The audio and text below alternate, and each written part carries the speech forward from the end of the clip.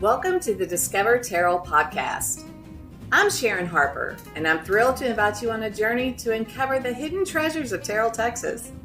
Whether you're planning a weekend getaway or just dreaming of your next adventure, this podcast is your ultimate guide to our charming town.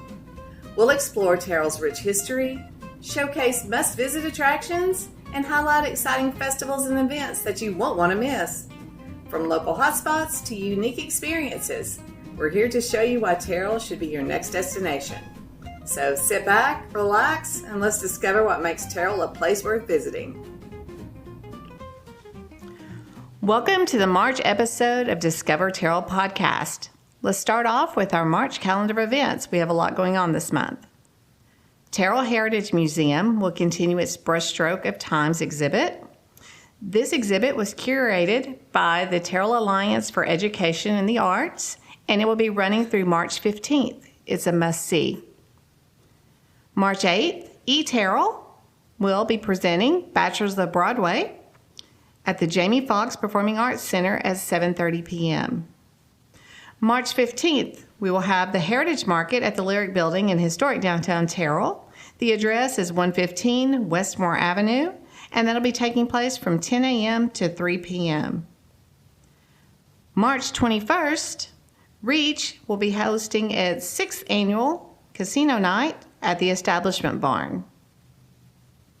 March 29th, in historic downtown Terrell, Happy Days in Terrell, America will be taking place. That is a car show, shopping, and family fun, and that will all kick off at 10 a.m. On March 29th as well, Lake Country Jubilee will be presenting Triumphant and Gold City, and that will take place at 3 p.m. at the Jamie Foxx Performing Arts Center. So don't miss out on any of the fun and activities in Terrell during the month of March. Okay, let's get off into our podcast. Today we're sitting down with Mike Chitty with the Terrell Alliance for Education and the Arts. Hello, Mike. How are you? Doing well, thank you. Okay. Tell us a little bit more about Terrell Alliance for Education and the Arts. Terrell Alliance for Education and the Arts, or we call it TAEA for short, is a nonprofit corporation, 501c3, dedicated to trying to spread information and educational opportunities for the community and for the students in the Kaufman County communities. And we have two branches, basically, in TAEA. We have the performance wing and we have the visual arts wing. And in the performance wing, we sponsor the Terrell concert series. In the visual arts wing, we host art exhibits and do educational outreach programs for the students in Terrell ISD and the surrounding area. What inspired the formation of the Alliance? A group of community people who enjoy the arts and want to promote educational opportunities for students relating to the arts got together in 2020, and we formed the corporation and started operating, initially doing some art exhibits, and then in 2022 we started the community concert series of Terrell.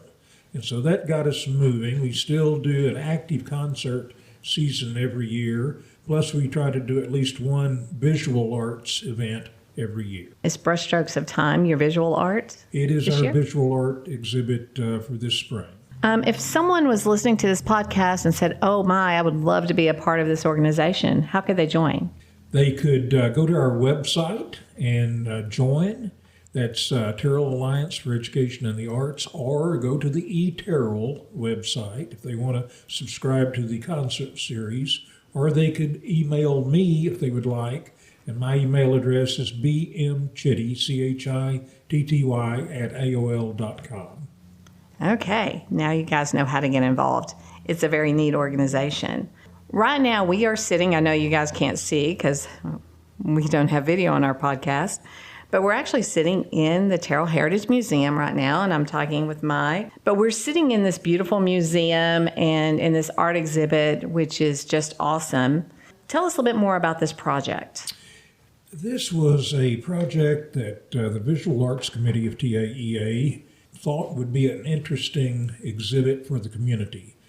We wanted to do two things with this exhibit. One was to honor a longtime resident of the community who passed away during the COVID pandemic, Beverly Britton. Beverly was a longtime resident, community supporter of the arts, and also an artist. And so we thought we would honor her by dedicating the exhibit to her memory. And we also wanted to introduce the community to artists who have a connection, roots here in Coffin County, either by being born here, living here, working here, or having relatives here. And so we selected 11 artists going back to the turn of the 20th century, Frank Ray, and moving forward through the decades, including Otis Dozier and Corrine Spellman, and then into Mildred Warlick and Beverly Britton, and to the living artists that we're exhibiting, including Julie Cox-Ham and Shelley Coleman Smith. We've got Gwen Powell, we've got Jim McCord. Let me be sure I'm not leaving anyone out. Paul Tankersley, who's not living, but is a relatively contemporary artist from the community. We also have Isabel Cartwright, who married into the Cartwright family, which is one of the old founders of Terrell. And Isabel married John Reagan Cartwright and lived here until about 1917, and then later moved to Philadelphia and became a member of a very important Pennsylvania painting group of women. So we have Isabel here, we have Otis Dozier, Beverly Britton, Julie Cox-Ham, who does beautiful painting on silk as well as paintings on canvas. Shelley Coleman Smith, who's a very accomplished sculptor. Jim McCord, a photographer. Gwen Powell, graduate of Terrell High School, who does paintings on canvas. Frank Ray, I've mentioned, who was the painter of the Longhorns, the dean of Texas painters at the turn of the 20th century. Corrine Spellman, who spent a career at Texas Women's University from Forney, Texas, and one of the great women artists of mid-century, 20th century. Paul Tankersley, who did graphics, including some very interesting theater billboards, advertising, Peter Pan with Sandy Duncan, as well as several other major hits on Broadway. And then we have Mildred Warlick, who is connected to Terrell through her husband, who owns Southland Manufacturing Company, and whose granddaughter, Becky Sullivan, is a member of our board and a longtime librarian in Terrell. Then we also, as I mentioned, we're featuring Beverly Britton's paintings, which are quite captivating and are shown on our flyer that we have sent out advertising the show. So if you have an interest in Coffin County art and people connected with Coffin County, please come and see the exhibit. I think you'll enjoy it. Oh, I know you'll enjoy it. It's great. And I was taken aback by how many artists have come from Terrell and how renowned they were. Tell me a little bit more about that. And is this a normal for a county our size and for a city our size to have this much talent coming from it? I would have to think it's exceptional, to be quite honest with you, for a county the size of Coffin County, especially 100 years ago when we were a relatively small farming community, to produce one of the most outstanding artists internationally of his time, Frank Ray. Ray, born in Illinois but came to Coffin County as a teenager, lived in the Lawrence community, and then moved to Terrell, and later in his life moved to Oak Cliff, and would do expeditions to West Texas with his students, creating beautiful pastel paintings of the Longhorns and the West Texas landscape. When Ray died, he died without any heirs, leaving the majority of his work to the University of Texas in Austin and to the Panhandle Plains Museum in Canyon. Ray taught many local family members here in Terrell and the surrounding area, took them on those trips out to West Texas with the covered wagon and doing plein air painting in the West. So he was absolutely at the top of his game internationally in the early part of the 20th century. He is buried here in Oakland Cemetery, so if you want to visit Ray's grave, you can do that. Plus, there's a very interesting mural on the back of the old Safeway building that features Frank Ray in large scale, with a very good image of him painting the Longhorns. Very interesting to see. That is, and we have it as a clue on our scavenger hunt. What mural actually shows the person painting the mural. Like I said, it was just kind of fascinating to me because, I knew about Frank Ray, but some of the other artists that were very well known and renowned that, I've known my whole life and growing up here in Terrell, and that I really was not aware of how acclaimed they were with their artwork. So what does that tell you about Terrell and our history here? Terrell has a very interesting history, politically and historically and artistically. One artist who was born in Terrell moved to Dallas in his youth, but is a very famous contemporary sculptor, a guy named James Searles. James's father was living here. His father and uncle were cowboys here in Coffin County. And James went on to graduate from SMU and teach at SMU for a while. But he is one of the premier sculptors of the 20th century by a Texas artist. So his work is in a lot of the major museums around Texas and the U.S. And Searles and, of course, Dozier and Spellman, who were from Forney, are all very well-known artists and all have good Coffin County connections. When we talk about Terrell and what there is to do when you come here, you mentioned the mural earlier with that Frank Ray. I just think it's kind of fitting that Terrell has such a deep history in the arts that we have so much public art. Any plans for any more public art, Mike, or anything? The mural project I think is very interesting. I'm assuming that's going to be ongoing.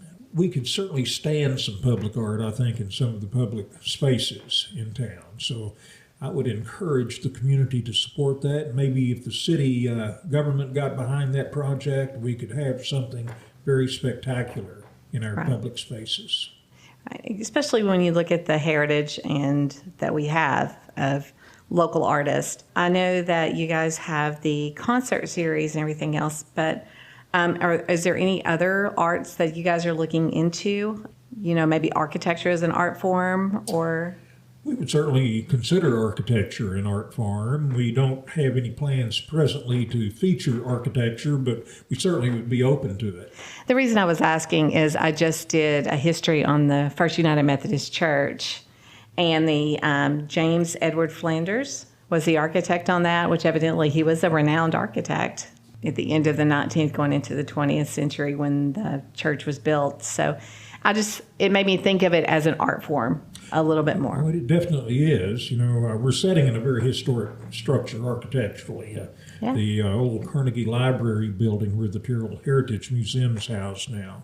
And it was interesting, during our opening for the art exhibit, one of the Britton girls, Beverly's daughter, spoke about her mother and father having their wedding reception in this building. That's in awesome. the 1940s. And I grew up here in Terrell, of course, and I would spend a lot of time in this old building when I was a youth, visiting the library, checking books out, and always was impressed at how impressive the building was structurally. It was huge, I thought. It's not so huge now, but when I was a kid, I thought it was, a tremendously large building, and it was always fun to come to the library. It was. I always tell Jessica this is the building that raised me because my grandmother lived a block away. So I stayed with her during the summers, and I would get a book every day, and I would take it back and I would read it. And so that was my summers. So looking at how art has evolved here, of course, I guess your organization, I know your organization is very integral in the upcoming artist in Terrell. I'm always impressed when I see the work that's done by youth in Terrell. Can you tell me any more about the work you guys are doing there? Well, we actually always try to highlight student art exhibits at the Jamie Foxx Performing Arts Center. When we are doing an A. Terrell concert, and if the children, the students have art exhibits up, we always call attention to that and invite the people who are going to the concert to spend some time in the foyer and look at the kids' work. And they always find it enjoyable. Yes, it's amazing what students and young people and creatives are capable of. That's always great for me to see. All right, so I guess talking about what's in your future, are there, I know we've kind of already hit upon this, but is there any other projects that are on the horizon coming up anytime soon? Or is it, we have to wait a year for another? I will just say this. We continue to do the student outreach programs with the E. Terrell series, so that's an ongoing project. We partner with TISD and the surrounding school districts to encourage the students to have an opportunity to visit with performing artists and ask questions and learn something about their history and their education, their experience. And we have had several kids from the TISD springboard into professional opportunities because of the training they had in theater tech, doing lights and sound at E. Terrell performances. So it's a great opportunity for the students. As far as the future, we're going to continue doing those student outreach programs. We're going to continue highlighting the student visual arts exhibits.